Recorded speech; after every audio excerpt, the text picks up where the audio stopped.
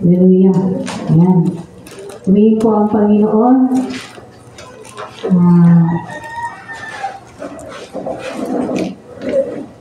Sige po, antayin po namin kayo na maka-settle down ang lahat. Ayan, huwag po kayo mag-alala. Marami tayong upuan dito sa harap. Amen. Good morning po. Morning. Ayan, good morning. Batiin natin yung mga kapatid natin. Good morning. Ayan, sige po, ang may issue, bumabati po tayo. Ayan, good morning. Sabihin mo sa kapatid mo, ang ganda mo. Ang pogi mo. Ang totoo po yan, dahil tayo po inibigyan ng Diyos. Amen. Amen. Palakpakan po natin ang Panginoon. Hallelujah. Hallelujah. At wala pong mag-celebrate ng birthday for the week. Siguro yung susunod, meron, no? Sa mga susunod po na linggo, tayo po ay manalangin na. Pag-pray natin sila Tatay Inyong, lagi po silang naliliyo. Si Nanay Eliang. Ayan. Purihin po ang Panginoon. Tayo po'y manalangin. Hallelujah. Purihin ka ang aming Diyos na makapangyarihan sa lahat. May-ari ng langit at ng lupa. May-ari ng aming mga buhay. Dakilain ka, O Diyos, nawan. Simula pa kanina.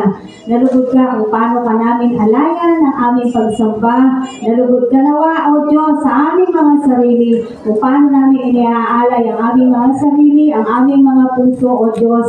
Sa araw na to, hindi lamang sa pamamagitan ng awit, kung hindi maging sa pag-aaral ng iyong salita. Nawa, Panginoon, ang lahat ng narito, O Diyos, ang ninanais ay mabigyan ka, Panginoon, ang kaluguran, itaas ang pangalan mo, ipagmalaki ka, O God. Na kahit ano pong nararanasan ng bawat isa, ikaw pa rin, Panginoon, ang aming tinataas, niluluwalhati, kinikilala, at dinadakila sa aming mga buhay.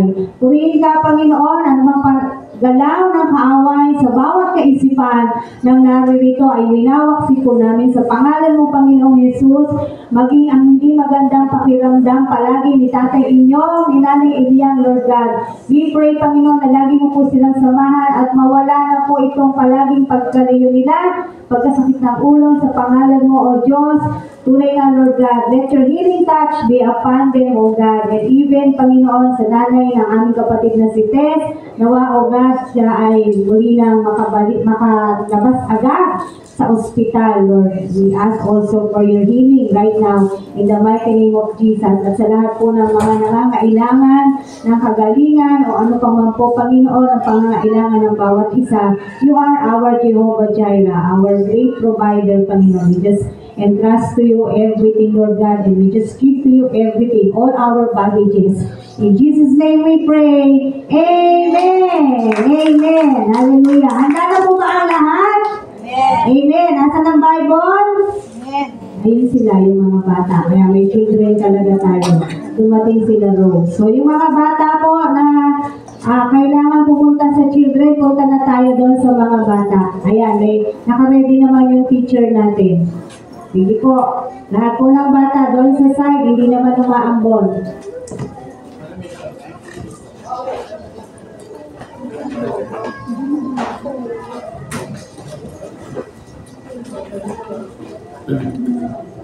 Ayan, at tayo po ay magbubukas na ng ating mga Biblia sa 2 Timothy o ikalawang Timoteo, 2 Timothy chapter 4, verses 1 to 8. So buksan po natin ang ating mga Biblia, ikalawang Timoteo, Kabanata 4, talata 1 hanggang 8. Yan po ay nasa bagong tipan. Yung Timothy po, ikalawang sulat ni Pablo kay Timoteo, Kabanata 4. Amen. So nakita na po natin.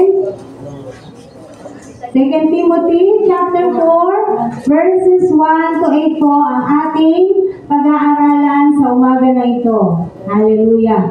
Sige po, tayo po ay magbasa na ng salita ng Panginoon. 2 Timothy chapter 4, verses 1 to 8. Inuutusan kita sa ngalan ng Diyos at ni Kristo Jesus na hahatol sa mga buhay at mga patay, alang-alang sa kanyang pagparito at paghahari. Ipangaral mo ang salita ng Diyos, napapanahon man o hindi. Hikayatin mo, pagsabihan at patatagin ang loob ng mga tao sa pamamagitan ng matyagang pagtuturo, sapagkat darating ang panahon hindi na nilang pakikinggan ang wastong aral. Sa halip, susundin nila ang kanilang hilig. Mangangalat sila ng mga gurong walang ituturo, kundi ang mga bagay lamang na gusto nilang marinig. Ibabaling nila sa mga alamat ang kanilang pansin at hindi na nila pakikinggan ang katotohanan. Kaya nga, verse 5 na po tayo. Kaya maging mapagpigil ka sa lahat ng oras.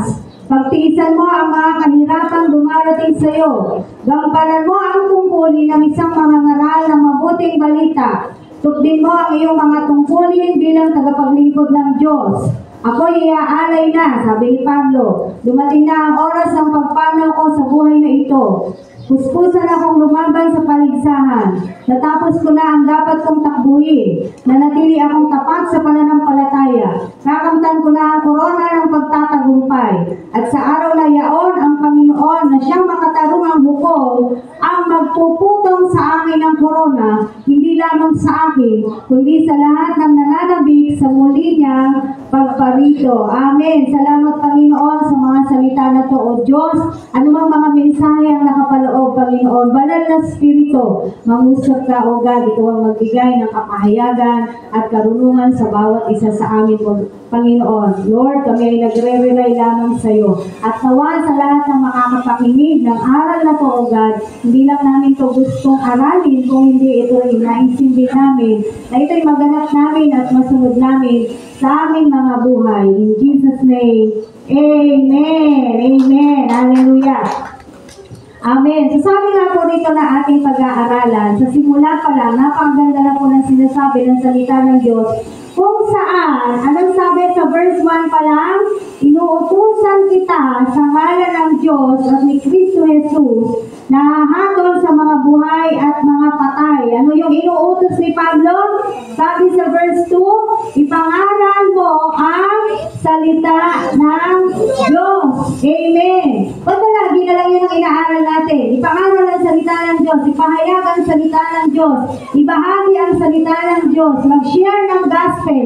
Hindi po matatapos hanggat ang mundo ay naririto, hanggat tayo ay nabubuhay, ang mga tagapaglingkod ni Kristo, hindi po matatapos ang katuruan na to hanggat hindi nasusunod sa lahat ng mga mananampalataya na hindi pa nakapagbabahagi, hindi pinapahayag, hindi pinapakilala si Kristo. Kayo po ba naipakilala niyo na ang Diyos sa mga pamilya ninyo? No? Maaaring hindi pa. Kaya hanggang ngayon, ito po ang sinasabi sa atin ng salita ng Diyos. Hanggang ngayon, ang kautusan po na to, na ipangaral natin ang salita ng Diyos, ay nagpapatuloy. Ano nga po ba ang salita ng Diyos? Ha? Ano po ang salita ng Diyos? Ang salita ng Diyos ay ang mabuting balita. Ang salita ng Diyos ay si Kristo, na si Kristo ay Mesaya, na si Kristo ay tagapagligtas. Amen. Na si Kristo ay pumunta dito sa lupa upang tubusin ang kasalanan nating mga tao, na siya'y namatay at noong ikatlong araw siya ay nabuhay. Amen. Na si Kristo ay mahal na mahal niya ang bawat isa sa atin. Yan po ang mabuting balita. Yan po ang salita ng Diyos, si Yesu Kristo. Ang kaligtasan, ang salvation. Amen. Tumanggap tayo ng libre, magbabahagi din po tayo ng libre. Pinahayag sa atin ang salita ng Diyos ng libre, ipapahayag natin ang salita ng Diyos ng libre. Hindi tayo pinili ng kung sino mang nagbahagi sa atin, ay hindi niya tayo pinagala kung sino man tayo, hindi niya inarok kung ano ugali natin, bagkos siya'y nagbahagi ng salita ng Diyos. Ganon din dapat ang ginagawa natin. Hindi natin inaarok, kinikilala ang tao, sinisiyasat ang tao, ano bang ugali nito, sisirang ko ba siya? Dahil wala pong sinasabing ganon sa Biblia. Sabi, ipangaral ang salita ng Diyos. Ipakilala natin si Jesus. Ipakilala natin ang Diyos. Mahirap po ba ipakilala ang Diyos natin sa mga tao? Hindi. Dahil sa mga nararanasan natin, marami na tayong masasabi. Sino ba? Si Jesus. Amen po mga kapatid. Ano na yung mga naranasan natin patungkol sa ating Diyos? Ano na yung mga ginawa ng Diyos sa atin? Ano na yung mga pagpapalang pinagkaloob ng Diyos? Ano na yung mga inabot sa atin ng Diyos? Ano na yung mga sakit na pinagaling ng Diyos sa atin? Napakarami. namin na ipagpapakilala sa ating Panginoong Hesus. Wala nang kailangang pag-aaral pa ng mabigat para ikaw ay maging tagapagbalita o tagapagbahagi ng salita ng Diyos. Yung nagmumula dito sa puso mo kung paano mo pinapakilala at kung paano mo nakikilala ang Diyos ay sapat para ikaw ay magbahagi ng salita ng Diyos. Amen, mga kapatid. Dahil wala pang sinasabi rito, uulit-ulitin natin, wala sinasabi sa Biblia na ang dapat lang magbahagi ng salita ng Diyos ay yung mga pastor, ay yung mga leader. Hindi po. Hindi po. Amen? Lahat ng mga taong kumikilala, lahat ng mga mananampalataya, lahat ng mga anak ng Diyos na nakaranas ng masaganang biyaya ng Diyos, ay dapat at karapat-dapat lamang na ipakilala niya sa kanyang buhay ang ating Panginoong Hesus. Hindi lamang po sa pamamagitan ng ating mga salita, kung hindi sa pamamagitan din ng ating mga ginagawa. Ang pagsunod po sa ating Diyos ay mayroon pong bunga. Amen. Hindi yung magaling tayong magsalita kung sino si Jesus, pero hindi naman nakikilala o hindi nakikita sa ating mga buhay. Na tayo ay magaling magbahagi ng salita ng Diyos, pero hindi nakikita sa buhay mo. Ikaw pa rin ay masungit, ikaw pa rin ay bastos, ikaw pa rin ay pasaway, ikaw pa rin ay tamad. Paano magiging magandang patotoo ka sa ganyang uri na isang mananampalataya? Ang pagsunod po sa Diyos ay mayroong magandang bunga. Amen! Hindi po bulok ang bunga na dapat tinataglay ng mga taong sumusunod sa Diyos. Maganda ang bunga ng mga taong sumusunod sa Diyos. Kaya minsan, ang tao, kahit hindi na siya nagsasalita, basta nakikita sa buhay niya yung kagandahan, kabutihan, yung biyaya ng Diyos, yung liwanag ng Diyos. Minsan, ang tao lalapit sa tao na yun at sasabihin, ano bang sikreto mo? Sila na yung lalapit, sila na yung magtatanong. Bakit? Mamamagnet na po sila sa inyo at sa atin. Mamamagnet na sila. Anong meron sa tao na to? Bakit ganyan ka kagaan? Bakit ganyan ka masaya? Dahil hindi mo naman sasabihin walang problema. Dahil wala pong taong walang problema. Tama po ba? Wala kahit isa dito sa atin ang walang problema. Kahit mga kabataan o bata, kahit anong edad, ang bawat isa sa atin dito ay mayroong dinadala na kabigatan, mayroong pong problema. Maaaring iba-iba. Maaaring iba sa inyo namang problema sa pera. Ang iba namang problema sa kalusugan. Amen? Ang iba namang problema sa pamilya. Ang iba namang problema sa asawa. Ang iba namang problema sa anak. So, iba-iba po tayo ng problema. Pero tayo po ay patuloy na nananampalataya sa ating Panginoong Hesus. Kahit na may problema ka, kapatid, hindi dapat sumasalamin sa iyo yung masamang bunga. Dahil ikaw at ako ay kumikilala sa Diyos. Amen po ba? Hindi ka man perfecto, hindi mo po tayo perfecto dahil wala naman po talagang perfecto. Pero hindi po natin dapat gawing excuse na hindi naman ako perfecto. Hindi dapat laging ine-excuse sa sarili yon dahil minsan, ang mga bagay na ginagawa ng tao ay kagustuhan niya rin. Ang mga bagay na dinidesisyonan ng tao ay sarili niyang desisyon. Sa ating pong buhay, tayo pa rin yung nagdidesisyon sa buhay natin. Amen. Kaya kung ano yung dinesisyon mo, ano yung pinipili mo, ano yung gusto mong gawin, yun yung ginagawa mo.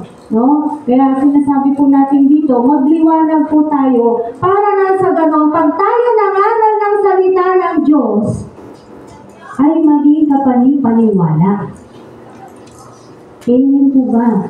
Na kapag tayo nagbahagi ng salita ng Diyos, kahit po sa kapamilya natin, lalo na sa kapamilya natin, kasi maaaring maraming maniwala po sa atin na mga tao sa paligid na hindi natin kakilala.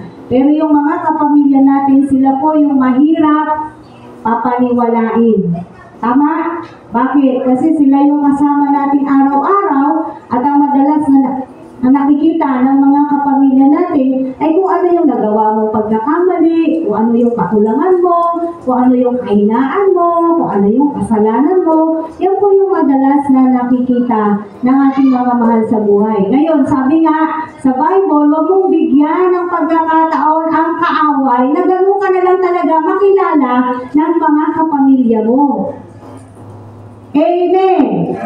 Huwag po nating hahayaan na mangyari sa buhay natin na maging ganun na ang pagkakilala sa atin, lalo na ng ating mga mahal sa buhay. Dahil kahit kailan, hindi natin sila mahihikayat, hindi natin sila papaniwala kung tayo po ay mananatili doon sa kalagayan na kung saan yun yung pagkakilala nila sa iyo. Amen. Ngayon, kailan po natin ito gagawin? Ang mga aral ng salita ng Diyos. Anong sabi dyan ni Pablo? Kailan po natin gagawin ang mga aral ng salita ng Diyos? Ang sabi dyan, napapanahon man o hindi. So, walang season. Ang sabi sa English, in season and out of season, preach the word. Ay, wala ako sa mood. Ayaw kong mangaral, tinatamad ako. Ay, hindi pwede. Amen? No? Wala po sa mood yung pangangaral ng salita ng Diyos. Kasi sabi rito, napapanahon man o hindi. Ay, umaambon. Sabihin ko na lang, umaambon. Kasi kahit umaambon, ang mga tao, kahit Kristiyano, umaambon lang. Ayaw lang magpunta sa church. Ay, sabi nila sa ambon, umuulan. Ambon lang naman. Takot na takot mabasa. Takot na takot magsakripisyo. Takot na maranasan yung konting bagay na siya'y mababasa dahil sa pupunta siya sa church. Nung unang panahon na, yung mga alagad ni Kristo, yung mga taong nabuhay noon, ay hindi naman sa panahon ng Biblia. Yung mga naunang mananampalataya sa atin, kung anong naranasan nila, magpahayag lang sila ng salita ng Diyos, makasamba lang po sila. Grabe po yung mga naranasan nila. Wala pang magagandang sasakyan noon, wala pang mga public vehicle, wala pang public transportation. Sila'y naglalakad. Kung tayo po'y pupunta sa mga sulok-sulok ng bansang Pilipinas, ang mga tao dumadaan pa rin sa ilog. Meron ako napanood, dumadaan sa ilog, linggo-linggo, makasambalan, nakadress, nakaganyan sila. Hindi ko alam kung nakita nila yun. Nakadress sila, pero itinataas nila, nababasa ang laylayan, pero kailangan nilang dumaan sa ilog. Ikaw, dadaan ka ba sa ilog para pumunta rito?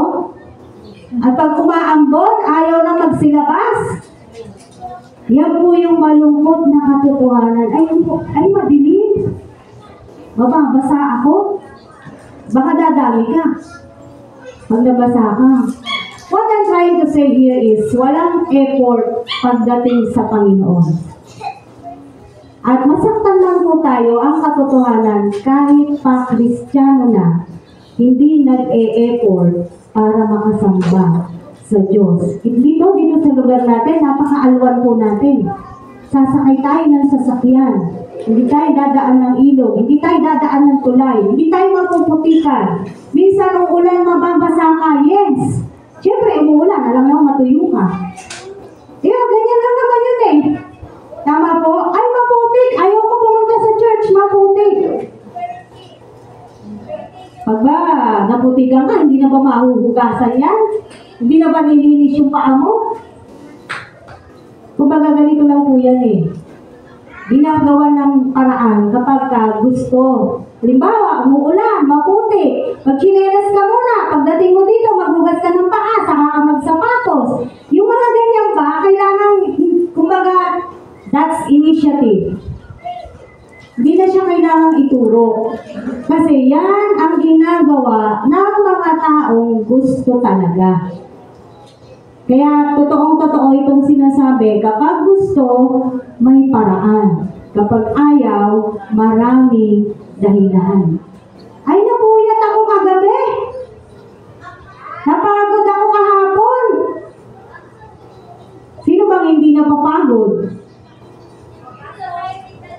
Amen? Paano kung pagharap natin sa Diyos? Hindi ba lagi kang pagod? Hindi ba lagi kang puyat? Hindi ba wala kang oras sa akin? Hindi kita kilala. Tandaan nyo, sinasabi sa Mateo, darating ang panahon, may pagsasabihan ng Diyos na ganyan. Panginoon, Panginoon! Sabi, di ba? Anong sagot ng Panginoon? Sino ka? Hindi kita kilala. Kaya sinasabi sa Biblia, hindi lahat ng tumatawag sa aking Panginoon, Panginoon, ay maliligtas. Why? We cannot mock God. Hindi natin maluloko ang Diyos. Alam niya kung sino ka, alam niya kung sino ako, alam niya yung ginagawa natin, inside and outside, alam niya yung ginagawa natin, sa dilim at sa liwanag, alam niya lahat. Alam niya ang laman ng puso natin, alam niya ang laman ng isip natin, hindi natin maluloko ang Diyos. Amen, mga kapatid. Kaya, kung sinabi rito, pakilala mo ang Panginoong Yesus, ibahagi mo ang salita ng Diyos in season and out of season, napapanahon man o hindi, gagawin po natin. Kailangan natin siyang gawin. Bakit? Bakit mo kailangan magbahagi ng salita ng Diyos? Dahil hindi lang naman ikaw ang gustong maligtas ng Diyos eh. Tama po ba? Lahat po ng tao gusto ng Diyos ay maligtas. Kaya humahanap tayo ng mga tao na gusto rin ng kaligtasan. Gusto ng Diyos ang kanyang kaharian ay mapuno. Kaya tayo ang mga ginagamit ng Diyos para yung kanyang kaharian ay mapuno. Amen, mga kapatid.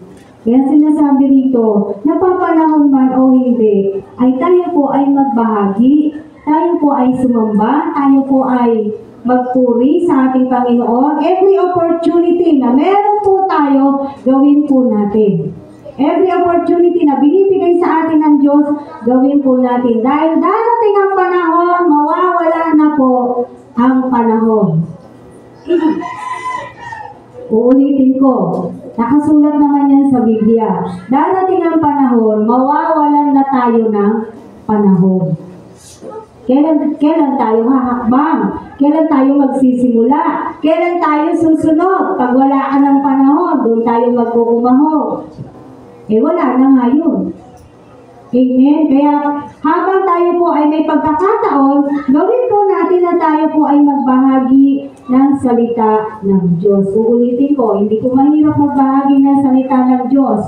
Ipapakilala mo kung sino si Jesus. Anong naranasan mo sa Panginoong Jesus? Anong binigay sa iyo ni Jesus? Amen po ba? So, anong mga pagpapala ang inilaan sa iyo ay pinagkaloob sa iyo ng Panginoong Jesus? Ang kaligtasan ay lubos-lubos na pagpapala na dapat pinagmamalaki natin kahit kanino. Biro mo, pinili ka ng Diyos, pinili ako ng Diyos. Biro mo, tinawag ka ng Diyos, tinawag ako ng Diyos. Sa dinami-dami ng tao, isa tayo sa mga pinili ng Diyos. Amen. Isa tayo sa mga tinatawag na hinirang ng Diyos. Tayo yung napapasama doon sa sinasabi sa 2 Pedro that we are His chosen people, a peculiar people, a chosen generation. Anong 2 Pedro nga ba yun? Sino nakakatanda po nun? You are a chosen generation. Yung po yung sinasabi doon. Ayan. 1 Peter chapter 2, verse 9. Buksan po natin para makita nyo. Unang Pedro, kabanata 2, talata 9. Sabi rito ng ating salita, datapat kayo ay isang lahing hinirang, mga saserdote ng hari, isang bansang nakatalaga sa Diyos. Pinili kayo ng Diyos upang maging Kanya at maghayag ng ng mga kahangahangang gawa niya.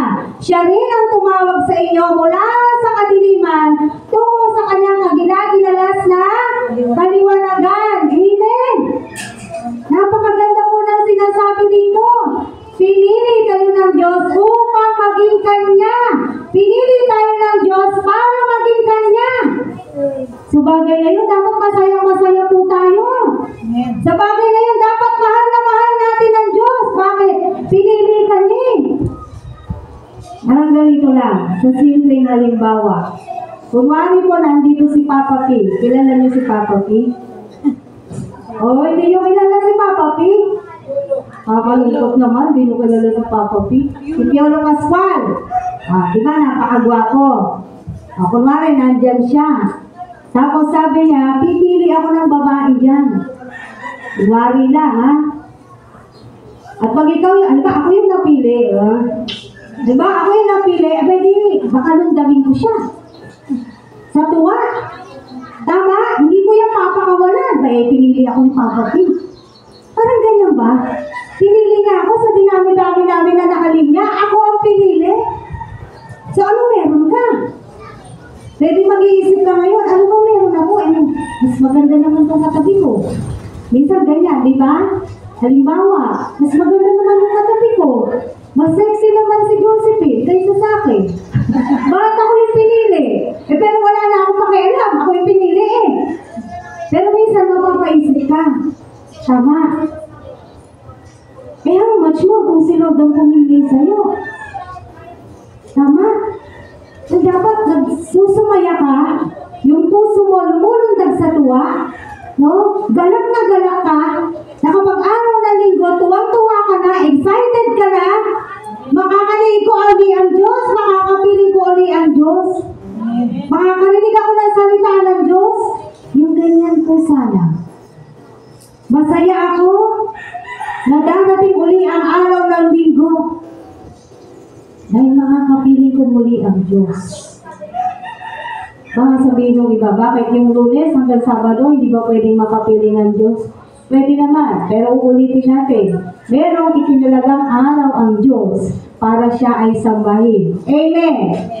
Alam na po natin yung kautusan na yan. Siya po talaga ay nagtalaga ng araw at lugar para siya ay sambahin. Siya ay purihin. Ganun dapat yung excitement ng mga tao. At pag nagkakasala, lungkot na lungkot. Sorry sa Panginoon kasi nagkasala Di ba? Yung bang hindi ka mapakali hanggang di mo nasisigurado na pinatawad na ba ako ng Panginoon? Nag-ano na ba ang Panginoon sa akin? Okay na ba ako sa Lord? Dapat yung ganyan, kasi sa tao nag-aalala tayo Talaga kayong pinatawad na ako ni Nanay Emma? Di ba? Minsan ganyan, mag-iisip ka. Pinatawad niya na ba talaga ako? Nagsuri naman na ako Pero parang hindi mo pang maramdaman, nalubos ka pa niyang pinatawad, nag-aalala ka. Sa Panginoon, pag nagkakasala, di ba, mabait naman ang Diyos. Di ba, ganyan po yung mga tao? Di ba, patatawarin naman ako ng Diyos. Sabihin ko lang, sorry Lord, patatawarin mo na ako. Hindi ka lulungkot. Walang remorse. Sabi nga, walang remorse pagka nagkakasala. Walang remorse pag nakakagawa ng mga hindi magaganda, ng hindi mabubuti. Wala man lang pagsisisi sa kanyang sarili, sa kanyang puso. No, yun yung mga nakakalungkot ng mga bagay. Hallelujah. Kaya mga kapatid, kapag tayo may pagkakataon, may opportunity na magbahagi ng salita ng Diyos, sabi nga, napapanahon man o hindi. Kasi kailan natin gagawin? Anytime, napapanahon man o hindi, gawin po natin. Paano natin gagawin? Kasi lahat naman ng tanong na to, sinagot na po sa atin ng 2 Timoteo. Balik po tayo dun sa pinag-aaralan natin. 2 Timoteo, balik po tayo sa 2 Timothy 4. Paano natin gagawin na tayo po ay magbahagi ng salita ng Diyos? Ito po yung sabi niya sa verse 2. Kung paano natin gagawin. Ipangalan mo ang salita ng Diyos, napapanahon man o hindi, higayatin mo, pagsabihan, at patatagin ang loob ng mga tao sa pamamagitan ng matyagang pagtuturo. So, paano natin gagawin? Anong sabi? Higayatin. Ano bang ibig sabihin ng higayatin? Kumbinsihin mo sila, tama? Hindi yung, Gerald, dating ka sa linggo, tapos umiti lang si Gerald, tumigil ka na. Sa palagay niyo ba, nakumbinsi siya nung may ginawa ko ngayon? Hindi siya nakumbinsi, tama? Paano makukumbinsi si Gerald? Gerald. Paano ka makukumbinsi? Bili kita ko, hindi, joke lang. Paulit-ulit. Oo, tapos kukulit-ulitin sa'yo, tama? Yung kukulitin ka. Ganyan, kukulitin mo kasi hihikayatin mo eh. Tama po ba? Ang sabi, di sa akin galing ha, sabi sa Biblia. Hikayatin mo. Sabi sa Judas, sa Jude, snatch them out of fire. Agawin mo sila sa kadiliman. Itong mga tao hindi pa kumikilala sa Diyos. Agawin natin sila sa kaaway. Kaya nga sabi, snatch them. Sabi sa Jude, di na po natin pupuntaan. Sa Jude chapter 1 po yun. Isang chapter lang ang Jude. Basahin nyo na lamang po sa inyong mga tahanan. No? Agawin po natin yung mga tao. No? Sa pamamagitan po na pagbabahagi ng salita ng Diyos, hikayatin natin, talagang kumbinsihin mo na siya ay sumama, siya ay maniwala, no?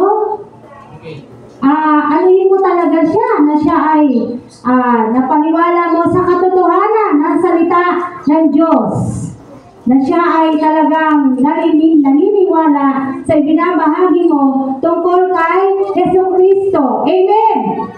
Yun yung hikayatin. Minsan po sa mall, tayong lahat nakapunta na sa mall, tama? May mga merchandiser doon na magagaling po silang manghikayat. Minsan, hindi ka bibili, mapapabili ka. O yung iba naman, hindi ka magpapakilay, mapapakilay ka. Di ba nakaranas na kayo ng ganon? Hihilayin ka talaga. Ma'am, ano kita? Ayusin natin yung kilay mo. Minsan kasi napaupo talaga ako dyan sa Robinson. Ma'am, ayusin natin yung kilay mo. Hindi, okay lang ako sa kilay ko. Sige na, saglit lang ito, madam. Talaga din niya ako binitawan. Tapos inupo niya ako, malaki po siyang tao, pero ano siya, alam niyo na, medyo malakas siya. Tapos nung ayan, o diba ang ganda, sabi niya, no, binigyan ako ng salamin. Maganda nga naman. Sabay-sabay, bilhin mo na to. Sino nakaranas na nun? Diba, no? Bilhin mo na to, murang-mura lang, parang 200 plus lang yan tayo. Yung pangkilay. Pero ano yung pinupunto ko? Hindi ako bumili. Sabi mo, aayusin mo yung kilay ko, wala akong pera. Ang pinupunto ko dito, nahikayat ako. Tama? Nakumbinsi ako, napilit ako, napaupo ako. Kasi bakit? Hindi niya ako tinantanan eh. Di ba? Minsan kahit magbilis ka ay maglakad ka lang mabilis. Ma'am! Sir! Bibigyan kita pa maypay. Yan kasi sa Robinson eh. Pirma ka lang, bigyan kita pa maypay. Di ba yung mga ganyan, ano yung sabi sa Tagalog? Napapahinuhod. Naintindihan niyo pa yun, mga kabataan? Yung Tagalog na napapahinuhod ka? Napapahinuhod ka. Kumbaga, napapa-oo ka. Kahit minsan ayaw mo. Kasi, hindi ka nila tinigilan. Magaling sila man-hikayat. Kung sa mga bagay na gano'n, ay yung mga tao nagsusumika na mahikayat nila na makabili, magawa nila kung ano yung gusto nilang gawin sa mga tao. Mga kapatid, tayo din dapat gano'n. Amen.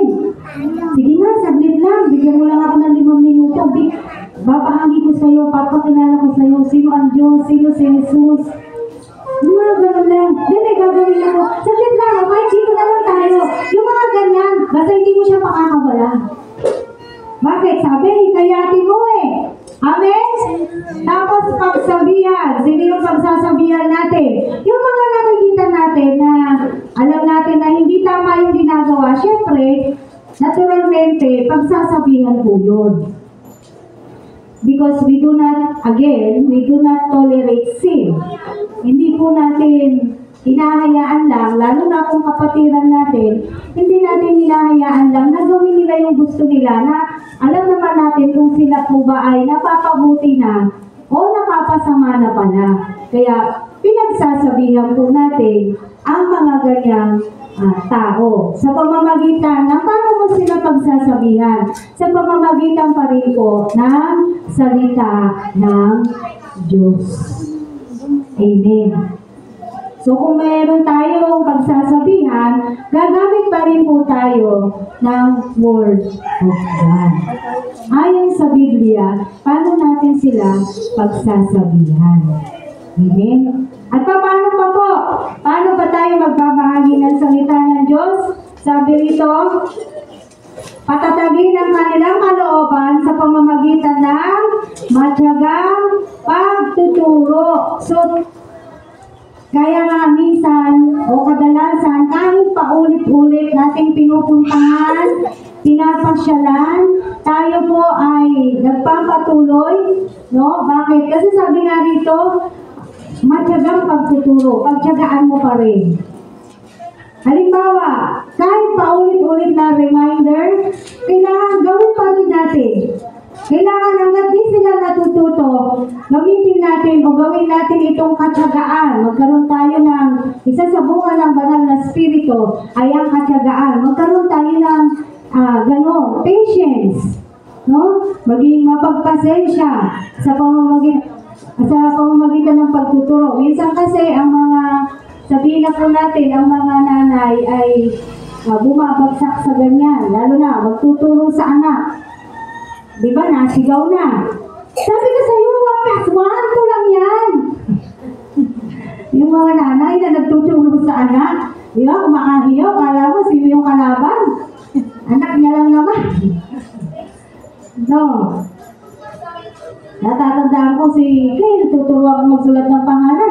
Haba-haba ng pangalan ko, sabi niya. Eh kasi may hawak ako ruler. Kada isang pokpok sa kamay. Ayan. Pero di ba, kailangan silang pagtyagaan. O, yung mga anak natin, di ba pinagtyagaan natin? Amen? Bakit? Para matuto sila. Eh, kasi bago naman pumasok sa paaralan yan, ang unang guro talaga ay mga magulang. Bago naman yan magpunta sa school, naturuan na yan eh. Dahil gusto natin mga magulang talaga na ano tayo, no? Yung talagang ikaw, personal na nagtuturo sa mga anak mo, yung mga basic na gano'n. So, pinagtsatsagaan natin. Same as true when it comes to spiritual life, no? Matyaga tayong magtuturo, lalo na sa mga bago. Amen? Matyaga tayong patuloy na magpapaalala sa kanila, patuloy na mag-iimbita sa kanila. No, kasi sabi nga, matyagang pagtuturo at yung ginagawa natin ngayon na meron tayong discipleship training, yan, isa rin pong pagtyatsagaya ng pagtuturo sa mga nabidisciple o sa mga magiging mga lingkod na ng Panginoon balang araw. Paano natin yung ginagawa sa pamamagitan ng matyagang pagtuturo? Kasi nga, holistic ang approach natin. Kung may tanong sila, kailangan magpaliwanag mabuti sa kanila, kailangan masagot yung mga katanungan. Kung hindi talagang pagtsatsagaan mo, hanggang sa maunawaan nila, maintindihan nila yung ating po itinuturo na salita ng Diyos. Amen. Pati po sa pagpapaalala, matyaga tayong magpapaalala sa ating mga kapatid o sa darating na linggo, ikaw ang opening prayer, ikaw sa tithes. Huwag nating pagsasawaan yan hanggang sa sila mismo mamulat sila na makasanayan na nila, no? Makasanayan na ng bawat isa na nakatalaga na talaga yung kanilang sarili na alam nila isang beses isang buwan o ilang mang beses isang buwan sila ay matatalaga sa isang gawain. Amen po ba? Amen. Kaya yung temple coordinator natin, talagang ikaw ay magpapaalala kung sino ang ministers for the week. Hanggang hindi nila nagiging habit yung mga ganyang bagay, ay hindi tayo titigil sa pagpapaalala sa ating mga kapatiran. Para pagdating dito, ako ba ako ni prayer? Mga ganyan ba? Ako ba sa tithes? Ano mo, pagka hindi mo alam, wala kang paghahanda. Tama po ba? Walang kahandaan. Kahit naman sabihin mo, opening prayer lang naman eh. Tithes lang naman eh. Sa gawain mo ng Panginoon, hindi tayo dapat naglemenos. I mean, hindi natin ginagamit dapat yung mga salitang Yun lang naman eh. Kahit kung mag-opening prayer ka, before the Sunday, nakapag-ready ka na, na-prepare mo na yung puso mo. No? By the way, sa isang linggo, magkakaroon po tayo ng a bit orientation about sa mga ganyang mga ministers for the month para natutukoy po ano ba talaga, halimbawa sa opening prayer, ano ba talaga yung ipagpe-pray. So para natutukoy kung ano talaga yung dapat ipanalangin sa opening prayer, sa tithes, yung mga ganyan, sa prayer for the nation.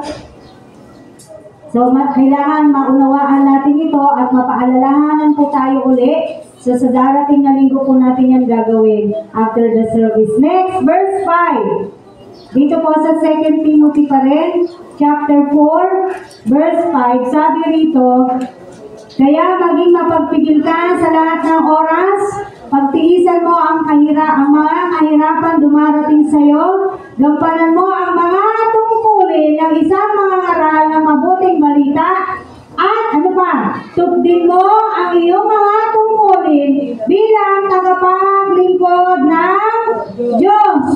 Gampanan po natin. Ano yung tungkulin natin? Gampanan po natin. Again and again, I tell you. Sinabi ko na ito nung linggo, nung prayer and commissioning tayo. Serving God is a commitment to God, not to men.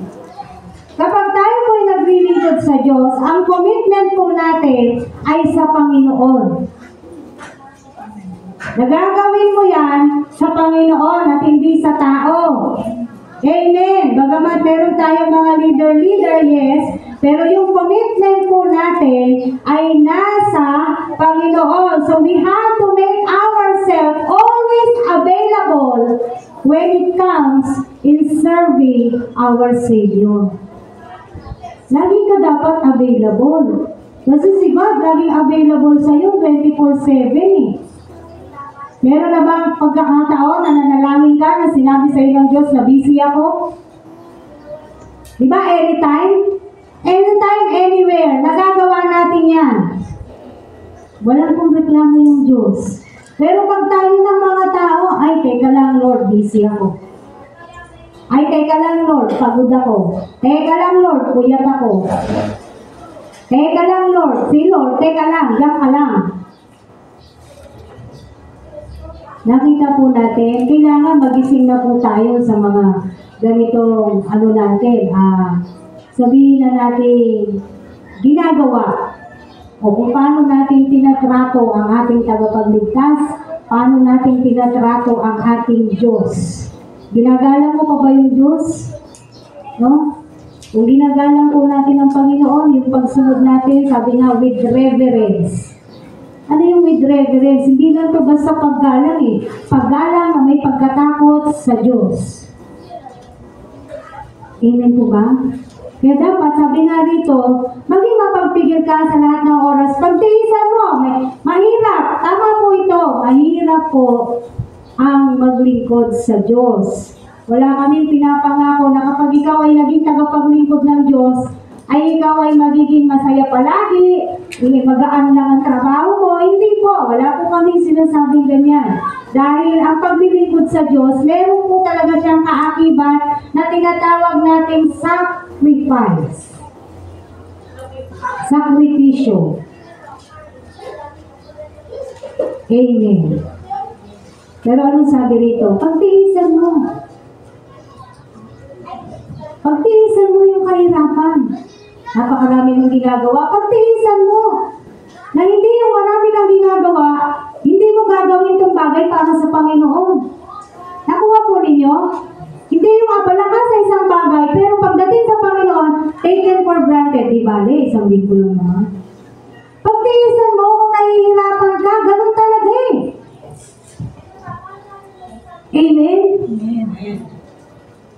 Hindi po ako nagyayabang, pero ng mga panahon na ako po'y nagtuturo pa. Tapos kailangan kong pumasok. Tapos sabay-sabay kong gagawin yan. Exam sa school. May exam ako theology school. Hindi ko alam anong uunahin ko. Napapaiyak talaga ako. Pero kailangan mong mag-isip ka ng tama. Kaya pagpapasok na ako sa theology school ko, lagi akong lumalampas. Nakakarating ako lagi ng SM Bacoor, which dapat sa habay lang ako bababa. Tapos, di ako nawala ng linggo. Never akong nawala ng linggo. Whether ako yung magtuturo o hindi ako nawala ng linggo. Kailangan kong tiisin yung mga yun eh. Bakit? Yun yung commitment ko sa God eh. Tsaka isa pa, very painful yung puso ko na ako ay pinag-aral ng Diyos. Kaya kung ano man yung hirap na nararanasan ko, tiniis ko talaga yun. Ano po yung mga tinitiis ninyo? O ayaw nyo magtiis? Pagdating na sa paglilingkod sa Diyos, ayaw nang magtiis. Ayaw nang mahirapan. Pero sabi rito, yung sinasabing kahirapan dito, hindi yung kahirapan ng buhay na wala kang pera. Hindi. Yung sinasabi rito ni Pablo na pagtiisan mo ang mga kahirapan dumarating sa'yo, ito po yung mga kahirapan patungkol sa iyong kalikuran. Amen. Magtiis po tayo. Why? Sa bandang huli, tignan po ninyo ang sinasabi. Sa bandang huli, kung tayo magtitiis at tutok din natin ang mga tungkulin bilang tagapaglingkod ng Diyos. Verse 6 to 8, tignan nyo po. Ako iaalay na, sabi ni Pablo. Dumating na ang oras ng pagpanaw ko sa buhay na ito. Puspusan akong lumaban sa paligsahan. Natapos ko na ang dapat kong takbuhin. Nanatili akong tapat sa pananampalataya. Kaya very inspired ako dito kay Pablo eh. Bakit? Siya, very confident niyang sabihin na natapos niya na yung mga dapat na gagawin niya. At anong sabi niya? Nanatili akong tapat sa pananampalataya. Si Pablo po ba hindi tao? Tao din to. Katulad natin, nasasaktan, nagugutom, napapagod. Kung ano-ano na nga naranasan dito ni Pablo eh. Yung naranasan ni Pablo, ni katiting, hindi pa natin naranasan sa ating paglilingkod. Amen. Pero sabi niya, natapos ko na ang dapat kong takbuhin. At ang maganda doon sa natapos niya na yun, nanatili siyang tapat sa kanyang pananampalataya sa Diyos. Kaya naman, sabi niya sa verse 8, kakamtan ko na ang korona ng pagtatagumpay at sa araw na yaon ang Panginoon na siyang makatarungang hukom ang magpuputong sa akin ng korona.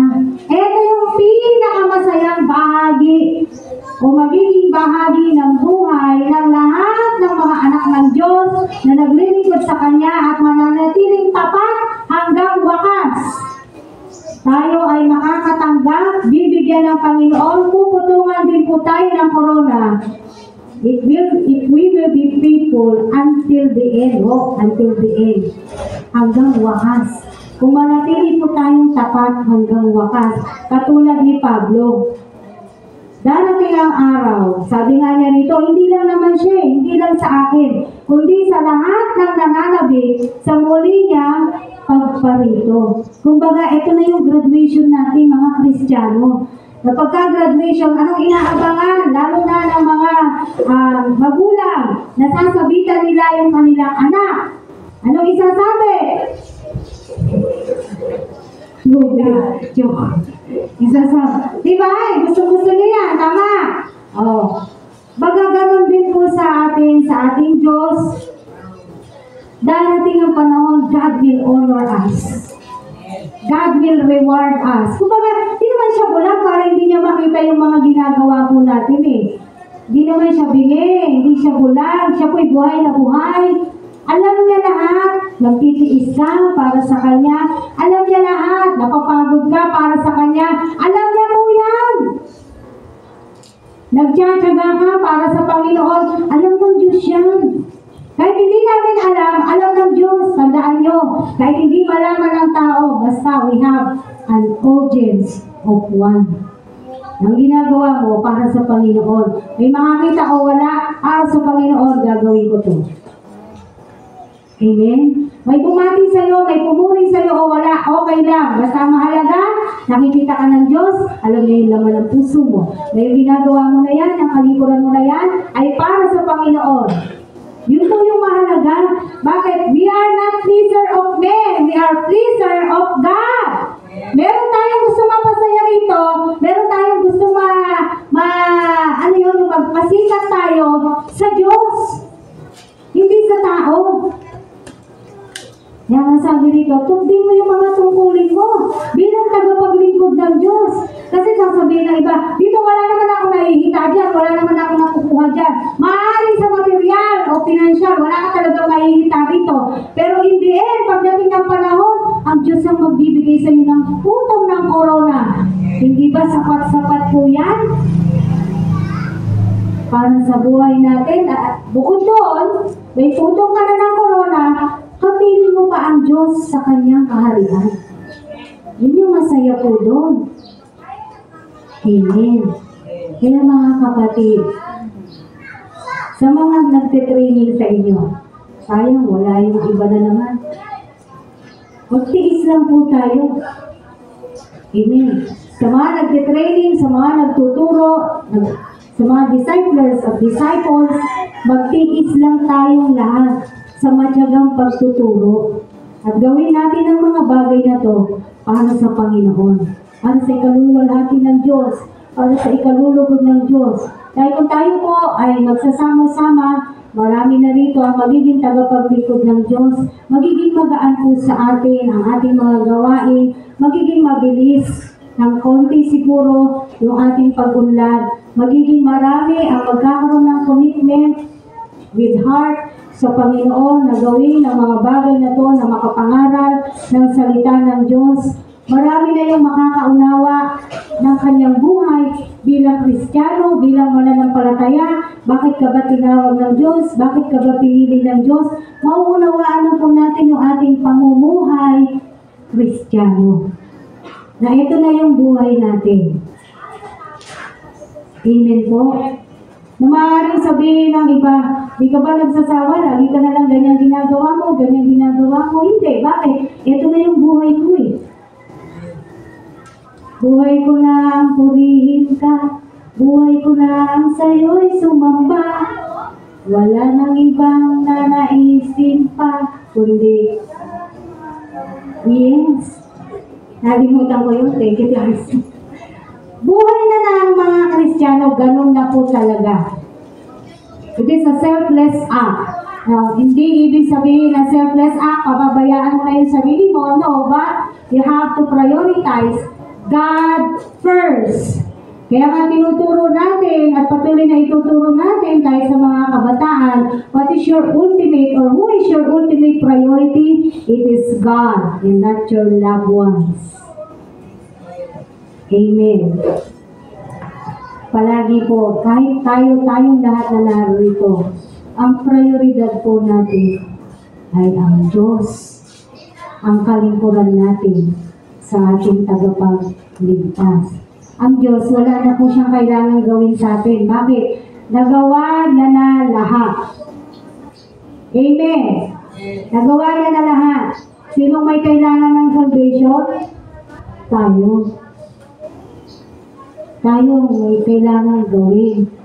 Tayo kailangan mabigyan ng kaluguran yung ating Diyos. Lord, natutuwa ka ba sa ginagawa ko? Lord, ito natapos ko yung aming activity for the day. Natuwa ka ba, Panginoon? Yan, parang nagre-report ka sa Panginoon ng iyong ginawa. Lord, nagbasa ako 10 chapters in a week. Nagbasa ako lagyan ko ng specification. Lord, nagbasa ako ng Bible 10 chapters in a week. Baka kasi kung ano binasa niyo eh. Bible. No? Lord, nagbasa ako ng Bible 10 chapters in a week. Natuwa ka ba, Lord? Lord, nananalangin ako, which is dapat lang naman talaga. Nananalangin po tayo. Amen. Ano sabi sa Thessalonica? Pray unceasingly. Walang patid na pananalangin. Yung kahit nasan ka, nananalangin ka. Pero dapat meron tayong tinatawag na quiet time with the Lord. Personal devotion with the Lord. It's just between you and God. Meron pa po ba kayo, no? No? Dapat pala paminsan-minsan, no? Tinatanong kayo, nagko-quiet time pa ba kayo sa Panginoon? Do you still do personal devotion with our God, with our Savior? Ito po ay para sa lahat, hindi lang po dun sa mga nagte-training, kung hindi ito po ay para sa lahat ng mga mananampalataya. Amen. Kaya mga kapatid, hindi po kasayangan yung oras na binibigay natin, ginagamit natin para sa ating tagapagligtas, para sa ating Diyos. Hindi kasayangan ang buhay mo kung ikaw ay tagapaglingkod ng Diyos. Dahil hindi naman, sino rito yung tagapaglingkod ng Diyos na hindi na siya talaga gumagawa ng iba? Wala. Tama? Tayo, mga tagapaglingkod ng Diyos, nakakapagtrabaho pa din. Mga tagapaglingkod ng Diyos, nakakapag-aral pa din. May sinabi ba kami sa inyo rito wag na kayong mag-aaral? Nagagalit nga kami pag di kayo nag-aaral mabuti. Tama? Wala. Kumbaga, hindi naman talaga yung 24 hours mo. Nandun sa kalingkuran sa Panginoon eh. We just have to know our priority. Yun lang po. At saka pagdating sa gawain ng Panginoon, bigyan mo siya ng oras. Laanan mo siya ng oras. Kasi ikaw, nilaanan ka ng oras ng Diyos. Hindi lang ba sa oras ang inilaan ng Diyos sa'yo? Buhay niya! Inilaan ng Diyos yung buhay niya sa'yo at sa akin. Amen, mga kapatid. Kaya ano ba naman yung ilang oras? Para ikaw ay umupo dyan, sumamba, makinig ng salita ng Diyos, paminsan-minsan may gawain hanggang hapon, hindi naman palagi, paminsan-minsan lang. Tama po? Amen. Kaya dalangin ko po, meron po tayong somehow na-realize sa umaga na to, patungkol po doon sa sinabi ni Pablo, pangaral mo ang salita ng Diyos, napapanahon man o hindi, hikayatin mo, amen, turuan, no? Pagsabihan, hikayatin sa pamamagitan ng matyagang pagtuturo natin ito, gawin po natin. Sa ating pong mga kapwa, sa ating mga kapamilya, na lalo na yung alam natin, kapamilya natin, hindi pa talaga sila lubos na tumatanggap sa Panginoon, maaaring ma-persecute po tayo. Ihanda niyo na po yung mga sarili ninyo. Kung kayo'y magbabahagi ng salita ng Diyos, meron po talaga kayong maririnig na hindi maganda sa mga tao. Amen! Kaya ihanda niyo na po ang inyong mga sarili sa mga ganong bagay. Meron dyan, halimbawa, nakasama ka sa hayop, maghahayo tayo kung saan man, meron dyan, babastusin ka, sasaraduhan ka ng pinto, para bang nakita ka pala, nakakita na sila ng multo. May mga ganyang pagkakataon. May mga ganyang senaryo. Pero makakatagpo ka kung ano-ano yung tatanungin sa'yo. So, ganyan po yung mga ma-encounter natin when we share the Word of God, no? So, kaya ihanda na po natin ang ating mga sarili. Pero, alam niyo po ba, hindi naman po nagpapabaya ang Diyos. Bagamat mape-persecute po tayo, hindi niya tayo pababayaan. Kasi sabi niya, remember, I am with you until the very end of the age. Amen. Kasama po tayo ng Diyos. Sinasamahan tayo ng Diyos kung tayo po ay gagawa para sa Kanyang kalingkuran. Hindi niya po tayo pababayaan. Inililigtas din po tayo ng Diyos. Kung mayroong kapahamakan, nandyan po ang pagliligtas ng ating Panginoon. Pero yun nga lang, masasaktan at masasaktan ka kapag may nagsalita sa iyong hindi maganda, lalo na kung kapamilya mo. Maaaring makarinig ka nito. Normal na kung maririnig to ng mga nakaranas na ng ganito. Simba-simba ka pa man din linggo-linggo. Ganyan naman ugali mo. Yan. Maging handa na po kayo sa mga ganon. pananalita. Normal po yan na sasabihin sa atin kung nagsisikap po tayo magbahagi ng salita ng Diyos. Kaya nga sinasabi ko sa inyo kanina, huwag nating hayaan na maging gano'n na talaga yung pagkilala nila sa atin. Amen! Kumbaga, i-break na natin yung gano'ng uri ng pagkilala ng mga kapamilya natin sa atin na magsisimba ka na hindi ka binabago ng salita ng Diyos. Dahil ang Diyos po, binabago niya tayo araw-araw. Eh, hindi kung nagpapabago ka. Again, it's a decision. Kung nagpapabago ka, pero kung kinukontra mo rin naman ang salita ng Diyos, huwag kang maghanap ng magic sa buhay mo na ikaw ay nabago. Amen? Kasi again, at the end of the day, decision yan. Didesisyonan mo na ikaw talaga ay mabago ng salita ng Diyos. Paano? Pag nakakita na pag-aralan mo yung salita ng Diyos, sabi rito, huwag ka nang tutungaya, huwag ka nang magagalitin, huwag ka na. Meron yan sa Bible, di ba? O, nasa iyo, susundin mo ba yun o hindi? Kasi kung hindi mo naman pipiliin sumunod, ano aasahan mo pagbabago? Ikaw pa rin ang masusunod. Remember, kay ginawang robot ng Diyos. Amen? Ikaw pa rin ang masusunod. Ngayon, kung magiging gano'n yung tingin ng pamilya mo sa'yo, sa tagal mo naman sumisimba, kasalanan mo na yun. Tama! Kasalanan mo na gano'n yung pagtingin nila. Bakit? Baka nga walang nakikita na pagbabago sa'yo. Kaya sa susunod na linggo, huwag kayo uling mawawala. Kasi may part ko ito. Ayun na yung pagbabago. Amen. Na tayo nangangaral ng salita ng Diyos, tayo ang tawag sa atin, mga anak ng Diyos, isa ng bagong nilalang. 2 Corinthians 5:17, that would be next week. Kaya huwag po kayong mawawala sa next Sunday. Amen. Tayo po'y manalangin. Hallelujah. Hallelujah. Purihin ka, o aming Diyos.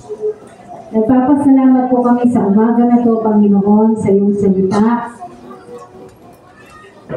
Kung paano, God, nabibreak yung mindset namin na dapat magbahagi lang ng salita ng Diyos, mga pastor, mga leader. Ngayon naging maliwanag sa amin lahat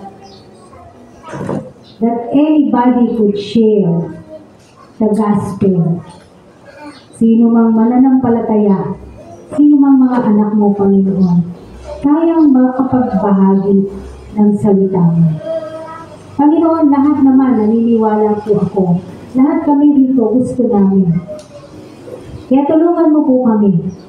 Bigyan mo rin kami, Panginoon, ng katatagan, tibay ng loob, Panginoon, at ihanda mo ang mga sarili namin. Kung may maririnig kaming hindi maganda, huwag kaming papatol. Huwag kami, Panginoon, lalaban. Bagkus, Panginoon, manatili yung kapakumbabaan sa bawat isa sa amin, O Diyos. Kaya God, salamat sa mga paalala mo. Salamat, O Diyos, sa mga nagnanais na ngayon na kinakausap mo na. Na balang araw, maging tagapaglingkod din sila. At sa mga naglilingkod na, mas lalo mo pang pinaigting ang mga puso namin, Panginoon, na kailanman hindi nagkakaroon ng kasayangan yung aming mga ginagawang kalingkuran sa iyo. Dahil nandoon yung pangako mo, Panginoon, bibigyan mo kami ng putong ng corona. Ikaw mismo, God, ang magbibigay sa amin ito. Ikaw mismo ang maglalagay sa amin ng corona ito. You will reward us. You will honor us, Lord God. Kaya Lord, ang dalangin namin, manatili kaming tapat hanggang wakas, katulad ni Pablo.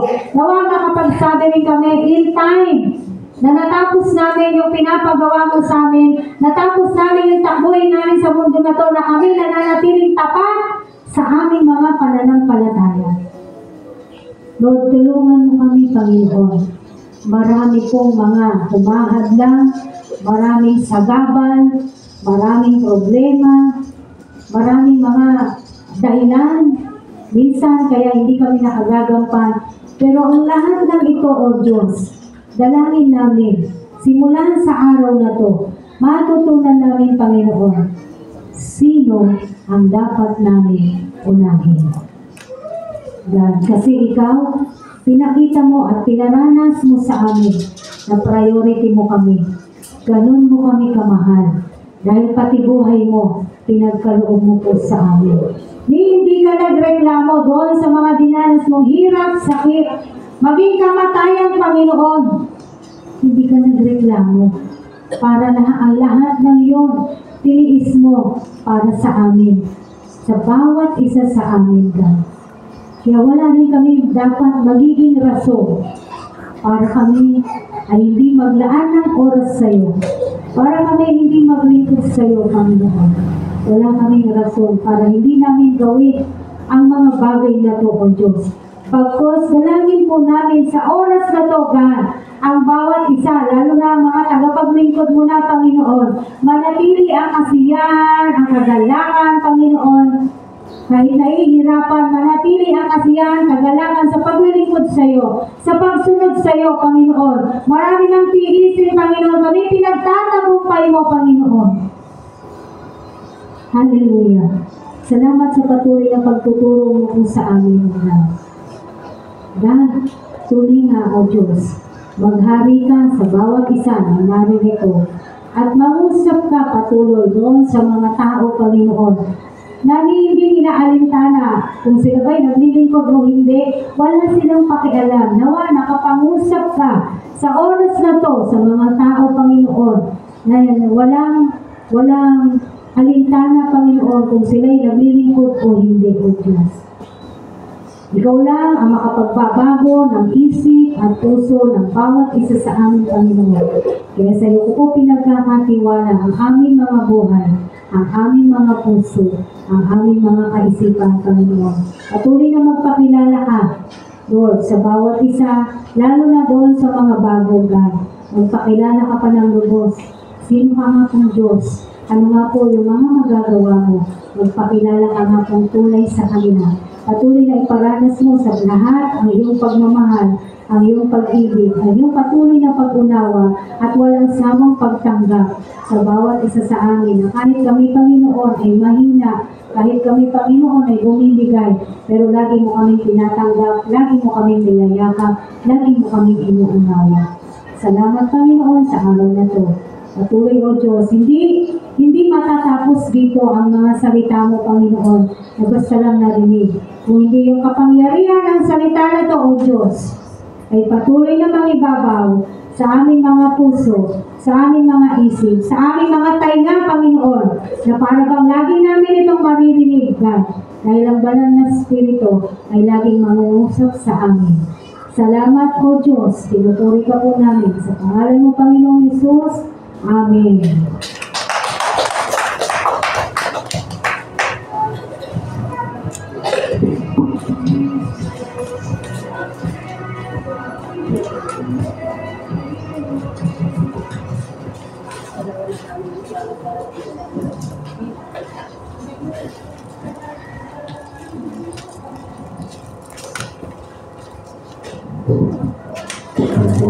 Dumakan naman po tayo sa ating pagkakalabot. Yun nga, tunay nga, kailangan natin maging focus ang ating Panginoon. At isa to sa, isa yung sides natin sa pagiging, yung pagbibigay ng focus sa atin.